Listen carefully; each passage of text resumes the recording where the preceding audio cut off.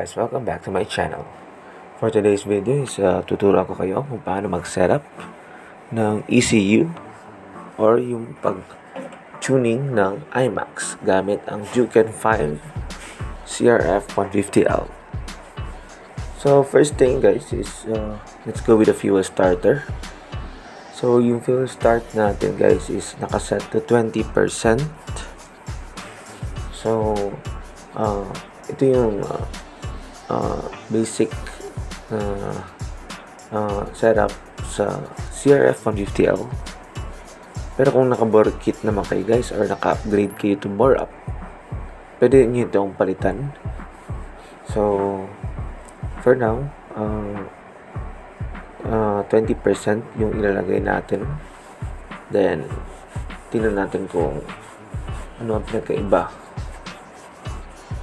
So, itong iMax guys, ito yung remote na mabibili nyo naman ito. Pero, kailangan ito ng skills para ma-tune nyo ng mabuti yung ECU niyo. So, guys, kung bibili kayo nito, ingat lang. Baka masira nyo yung TPS ninyo. So, baka lalaki pa yung gasto. So, sorry guys, medyo marumi yung kamay. Dahil ang dumi ng ECU at yung mga plastics. So itong 20% guys, it's a negative 20% pala.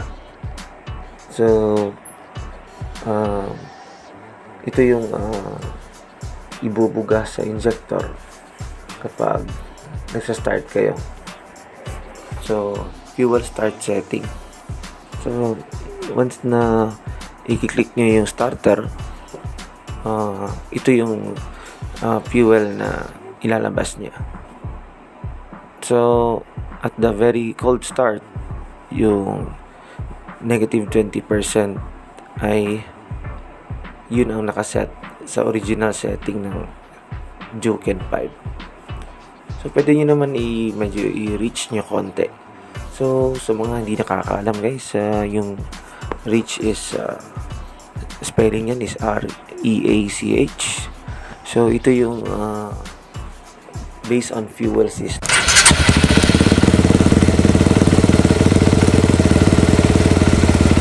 sa combustion chamber. So yun guys, parang okay yung starting. So maganda yung set ng fuel start natin. So yung basic lang yung ituturo ko guys, para kasi kung pupunta pa tayo sa iba, baka mahirapan kayo. So ito yung itong iMax natin guys is merong timing, fuel settings, diagnosis,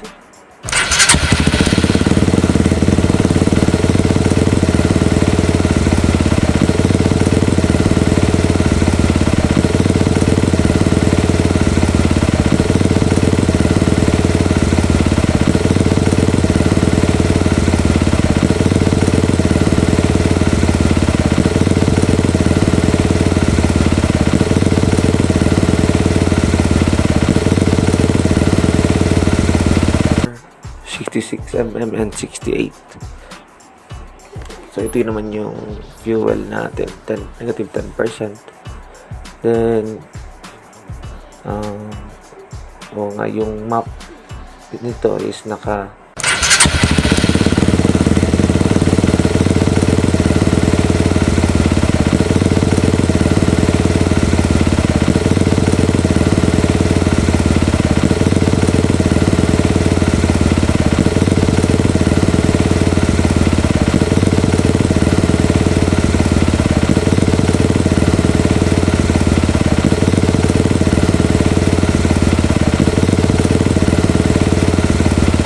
is revolution per minute. So yan guys, okay naman yung idle nya. So very effective yung ginawa natin guys. So sa ano naman guys, sa TPS, so meaning yan is throttle position sensor. So very important yan guys, kasi pag mamali nyo ito sa pag-tune, masisira yung TPS ninyo. So tendency niyan is bibili kayo ng bagong TPS. So dito naman tayo sa JJ Soar. So ito ay another base map. So pwede nyo din i-set to how many percent. So depende sa inyo guys, depende sa tuner ninyo kung anong setup talaga ninyo. So wag nyo lang tong gayahin kasi iba yung setup ng makina ko, but I'm showing to you guys the basic.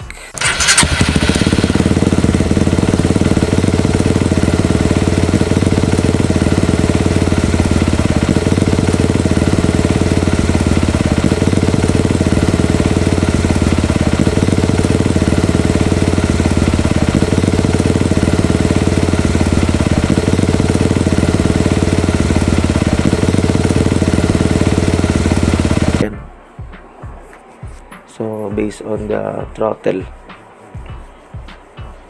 so edit nyo lang, click ECU Juken 5, then so you can set naman the jet fuel, then gusto nyo i-reset guys, just click the set default kung nahihirapan na kayo or nasira nyo yung setting. So yun guys, balik tayo sa JJ Soar. Then ito ay base map, another base map guys. So i-set ko lang to negative 5%, then save nyo guys.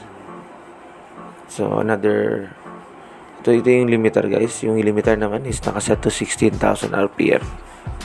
So yung RPM guys is revolution per minute. Dapat is hindi siya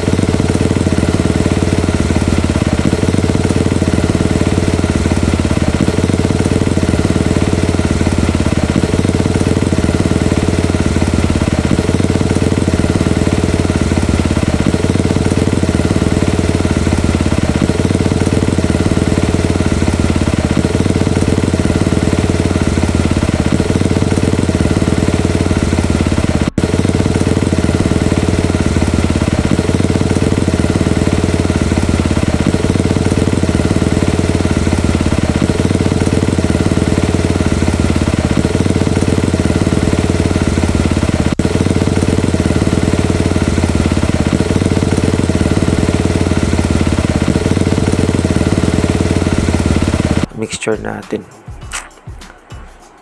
So let's go naman to set another papakita ko sa inyo guys. So yung JJ Soar guys is nagre-reset siya. So ito yung issue ng Juken 5 guys, nagre-reset siya automatically, pero babalik naman din siya. Okay, check natin yung ano niya. So once every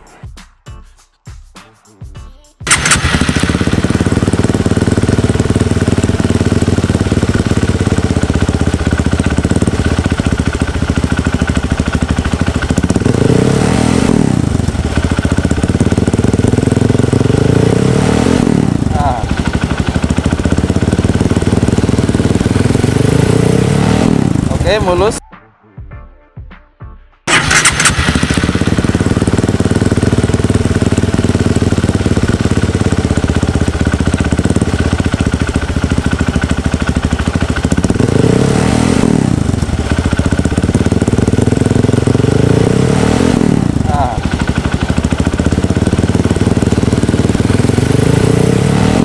Okay, mulus.